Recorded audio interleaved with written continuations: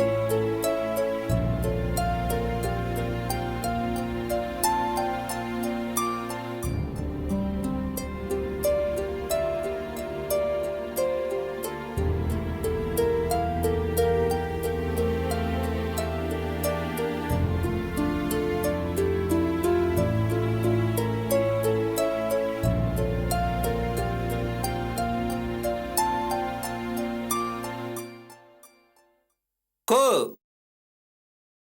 அக்கா,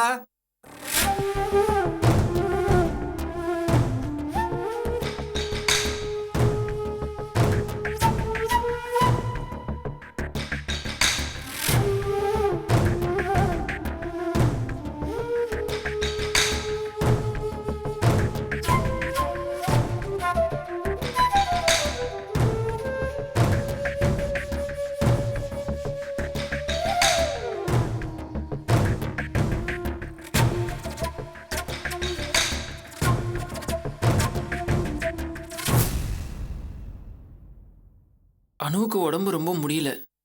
நீ வந்து பாத்துக்கிட்டா கொஞ்சம் நல்லா இருக்குமா? அம்மா வீட்டுக்கு வந்து உன் பொண்டாட்டிய கூட இருந்து பாத்துக்கணுமா?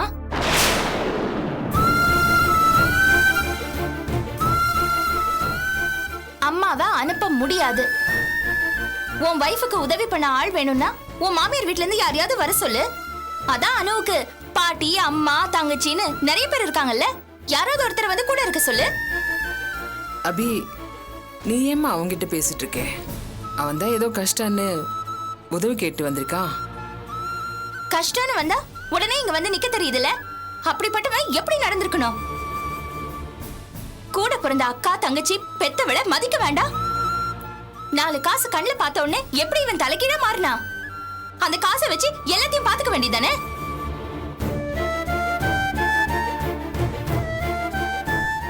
ஏன்டா இப்படி சுயநலவாதியா இருக்க? நம்ம வீட்ல யாரும் இப்படி இருந்ததே இல்லையே. என்னோட எதிர்காலத்தை பத்தி நான் யோசிச்சா அது சுயநலமா?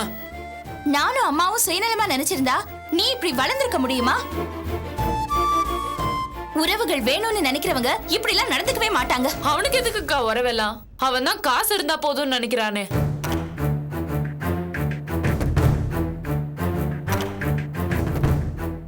நானே வந்து உன்னை பார்க்கலான்னு இருந்த மனோ. ஒரு நிமிஷம்.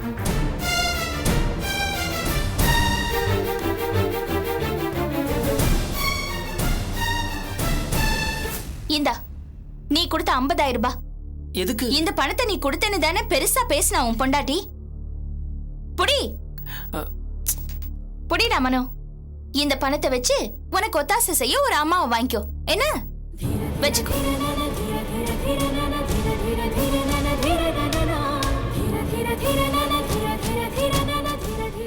இவ்வளவு பேசுற நீங்க எதுக்காக ஹாஸ்பிட்டல் அனுவுக்கு இவ்வளவு ஹெல்ப் பண்ணீங்க? எப்படியோ போட்டுன்னு விட்டுருக்க வேண்டியதானே?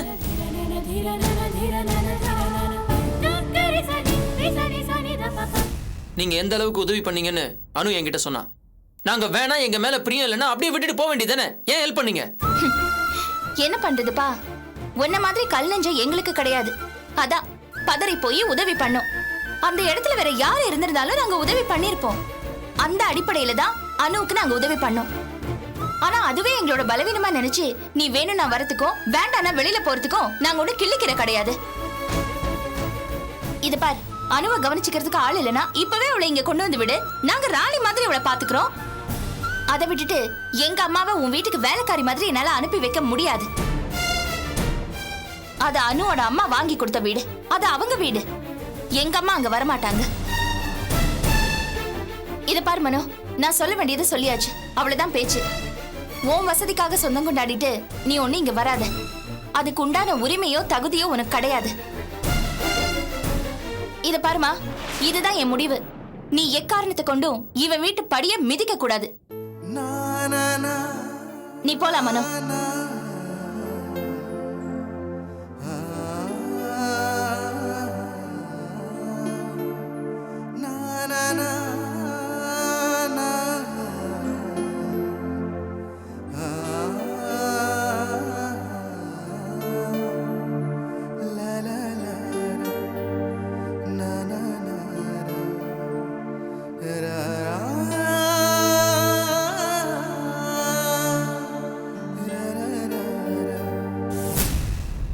அபி, நீ பேசுறதுல நியாயம் இருக்கு. அவன் நம்மளெல்லாம் மதிக்காம பொண்டாட்டி பேச்சு கேட்டு திரிஞ்சவன் தான். ஆனா இன்னைக்கு ஒரு கஷ்டம்னு சொல்லி நம்மளை தேடி வந்திருக்கான். இப்ப போய் நாமளும் அவன் மாதிரி நடந்துகிட்டா அப்புறம் நமக்கும் அவனுக்கும் என்னமா வித்தியாசம்? அதனால நான் போய் என்ன ஏதுன்னு பார்த்துட்டு வந்துடுறேன். அம்மா. ஆமா அபி, இவனுக்காகவும் இவன் பொண்டாட்டிக்காகவும் இல்லைன்னாலும் நம்ம குடும்ப வரிசு அணு வயித்துல வளருது. அதுக்காகவாவது நான் போய் தானே ஆகணும். அந்த அக்கறை எனக்கும் இருக்குமா. ஆனா நீ அங்க பேசிட்டு இருக்கிறதுக்கு நேரம் இல்லை அபி. அங்க அந்த பொண்ணுக்கு எப்படி இருக்கோ என்னமோ. நான் போய் ஒரு தடவை பார்த்துட்டு வந்துடுறேம்மா. அம்மா. போயிட்டு வந்துடுறேன் அபி. வரேன்டா, வரேன். அம்மா. அக்கா.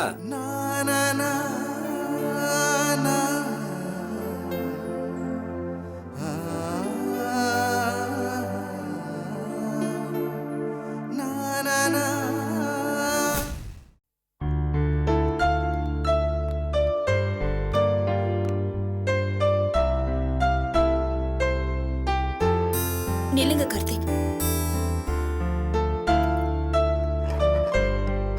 வாங்க, இங்க வாங்க. வாங்க, இங்க இங்க இங்க உட்காருங்க. உட்காருங்க.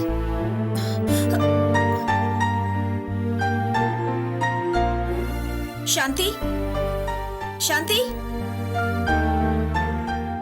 வாங்க ஆனந்தி. என்ன திடீர்னு கார்த்திகோட வந்திருக்கீங்க? தொல்காப்பியன், ஒரு உதவி கேட்டுதான் நான் உங்ககிட்ட வந்திருக்கேன். தாராளமா சொல்லுங்க, என்ன விஷயம்? கார்த்திகோட நிலைமையும் அவரை நான் தான் வச்சு பாத்துக்கிறேங்கிறதும் உங்களுக்கு தெரியும் இல்லையா? நல்லா தெரியும் ஆனந்தி. அது விஷயமா நீங்க பல பிரச்சனைகளை சந்திச்சும் இன்னும் உறுதியோட இருக்கீங்கன்னு தெரியும். சொல்லுங்க, என்ன விஷயம்? பெங்களூர்ல இருந்து வந்ததுல இருந்தே பாரதி வீட்டுல தான் கார்த்திகை தங்க வச்சிருந்தேன். தெரியும் ஆனந்தி. அபி இதெல்லாம் பத்தி என்கிட்ட சொல்லியிருந்தாங்க. அப்புறம் உங்களுக்கும் பாரதிக்கும் கல்யாணம் நடக்க போற விஷயத்தை பத்தி என்கிட்ட சொன்னாங்க. அதை நினைச்சு நான் ரொம்ப சந்தோஷப்பட்டேன். என்ன ஆனந்தி? அந்த கல்யாண பேச்சு வந்ததுதான் ஒருவேளை தப்புன்னு எனக்கு தோணுது. புரியல, என்ன சொல்றீங்க? அம்மாவும் அபி அக்காவும் என்னை கல்யாணத்துக்கு வற்புறுத்தினாங்க. பாரதி என்னை ப்ரொபோஸ் பண்ணாரு. நல்ல அறிமுகமானவராச்சே, அவரை கல்யாணம் பண்ணிக்கிறதுல எந்த தப்பும் இல்லைன்னு தோணுச்சு. அதான் ஒத்துக்கிட்டேன். ஆனா அதை தொடர்ந்து வேற மாதிரி சிக்கல்கள் வந்துடுச்சு. என்ன சிக்கல் ஆனந்தி, சொல்லுங்க. கார்த்திக்கு குணமானதுக்கு அப்புறம் தான் மேரேஜ். அதான் என்னோட நிபந்தனை. பாரதி இதுக்கு ஒத்துக்கிட்டாரு. ஆனா அன்னில இருந்து பாரதி கார்த்திக்க பாக்குற பார்வையே மாறி போச்சு. தனக்கு கார்த்திக் இடைஞ்சலனும் பெரிய எதிரி மாதிரியும் பார்க்க ஆரம்பிச்சிட்டாரு. என்னால இதை நம்பவே முடியல ஆனந்தி. என்னால இந்தா. ஆனா அதான் உண்மை. பாரதி பாட்டுக்கு எதையோ கற்பனை பண்ணிக்கிட்டு சொல்ல ஆரம்பிச்சிட்டாரு. கார்த்திக் பைத்திய மாதிரி வேணும்னே நடிக்கிறான், அவனுக்கு குணமாயிடுச்சு, அவன் நாடகம் ஆடுறான், அப்படி இப்படின்னு என்னென்னமோ சொல்ல ஆரம்பிச்சிட்டாரு. எதுக்கு எடுத்தாலும் சந்தேகம். பல சந்தர்ப்பங்கள்ல அவர் ஒண்ணு சொல்லி அது தப்புன்னு தெரிஞ்சு போனா எங்களுக்குள்ள பிரச்சனைங்க கூட வந்திருக்கு. அதுக்கப்புறம் என்னென்னமோ நடந்துடுச்சு. பிரச்சனைகள் ஏதோ ஒரு விதமா வருது. என்ன பண்றதுன்னே புரியல. அதோட உச்சக்கட்டமா என்னாச்சு தெரியுமா? இன்னைக்கு பாரதி ரொம்ப எல்லை மீறி போயிட்டாரு. பாவம் கார்த்திக் இவரோட கட்டி புரண்டு சண்டை போடுறாரு. எனக்கு எப்படி இருக்கும்? ஒரு பேஷண்ட் கிட்ட இப்படியே நடந்துப்பாங்க? அதான் நான் கார்த்திகை கூட்டிட்டு கிளம்பி வந்துட்டேன். ப்ளீஸ் தொல்காப்பியன், கார்த்திக் கொஞ்ச நாளைக்கு இங்க தங்கட்டுமே. இது உங்களுக்கு தொந்தரவு தான், இருந்தாலும் ஒரு தொந்தரவும் இல்லை ஆனந்தி. கார்த்திக் இங்க தாராளமா இருக்கலாம். சாரி தொல்காப்பியன், என்னால உங்க எல்லாருக்குமே தொந்தரவு தான். யாருக்குமே நான் நிம்மதியை கொடுக்கல. அம்மா, அக்கா, ஏன் உங்களை மாதிரி ஃப்ரெண்ட்ஸ் எல்லாருக்குமே என்னால தொந்தரவு தான். அட என்ன பேசுறீங்க நீங்க? நிஜம்தான் தொல்காப்பியன். எனக்கு கல்யாணம் ஆகாததை பத்தி அம்மாவுக்கு கவலை. அதை சரி பண்ணலான்னு பார்த்தா இந்த மாதிரி ஒரு பிரச்சனை. ஆனந்தி, நீங்க வருத்தப்படாதீங்க, எல்லாம் கொஞ்ச நாள்ல சரியாயிடும். சாந்தி சொல்றதை கேட்டீங்கல்ல? இப்ப நீங்க சந்திக்கிறதெல்லாம் தற்காலிக பிரச்சனைகள். கண்டிப்பா ஒரு நல்ல தீர்வு கிடைக்கும், கவலைப்படாதீங்க. உங்க வாக்கு பலிக்கட்டும் தொல்காப்பியன். இதை பாருங்க, கார்த்திக் இங்க எத்தனை நாள் வேணாலும் தங்கட்டும், எங்களுக்கு ஒரு பிரச்சனையும் கிடையாது. போதுமா? ரொம்ப thanks Tholkappiyan. It's okay. Shanthi, thanks. பரவாயில்ல.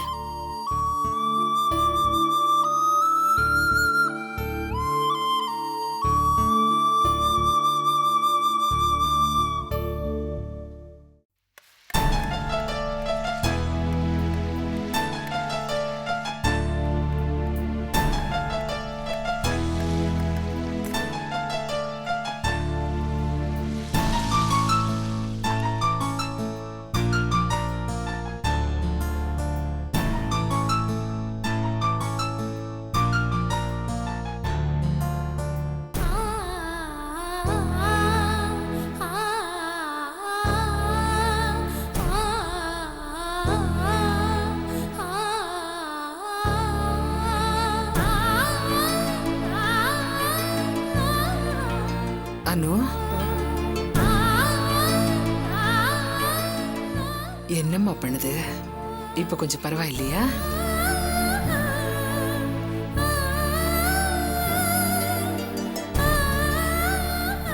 என்னம்மா, ரொம்ப முடியலையா?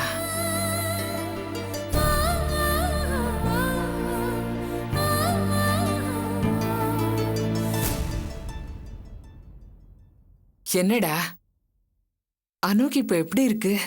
இருக்கா. ஏன்டா இப்படி வெறுப்பா பதில் சொல்ற? வேற எப்படி சொல்லணும்?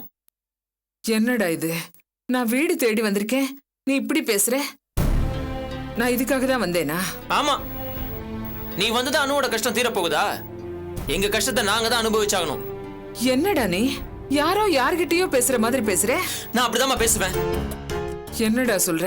அனுக்கு ரொம்ப கஷ்டமா இருக்கு, கூட வந்து ஒத்தசையாருன்னு உன்னை கேட்டதுக்கு உன் பொண்ணு என்ன பேச்சு பேசுச்சு? ஏதோ ரோட்ல போறவங்க கிட்ட பேசுற மாதிரி பேசுச்சு. பின்ன நான் மட்டும் எப்படி பேசுவேன்?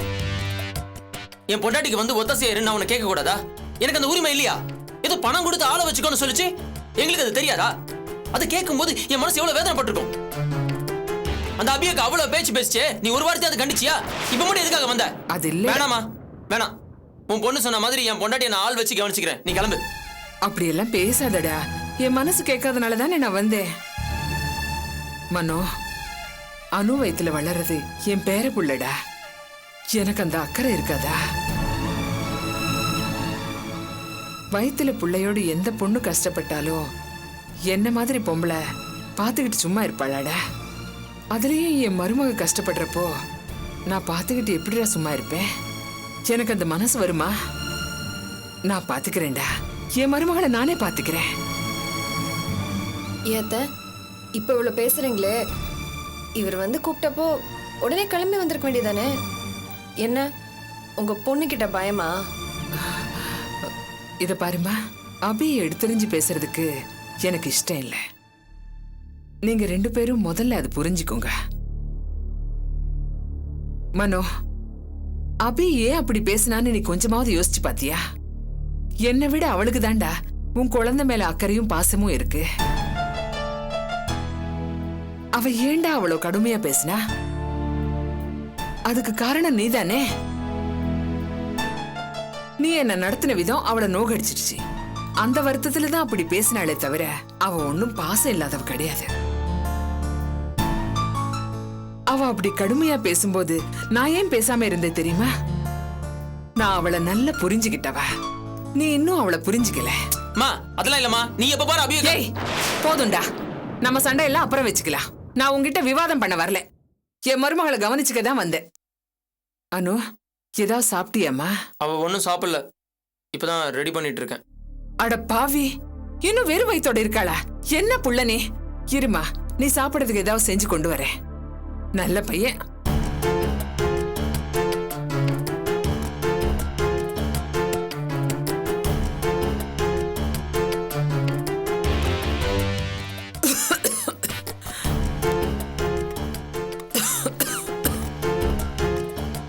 அட கடவுளே, ஒரு கர்ப்பிணி பொண்ணுக்கு இப்படி சமைச்சு போட்டா என்னத்துக்கு ஆகுறது?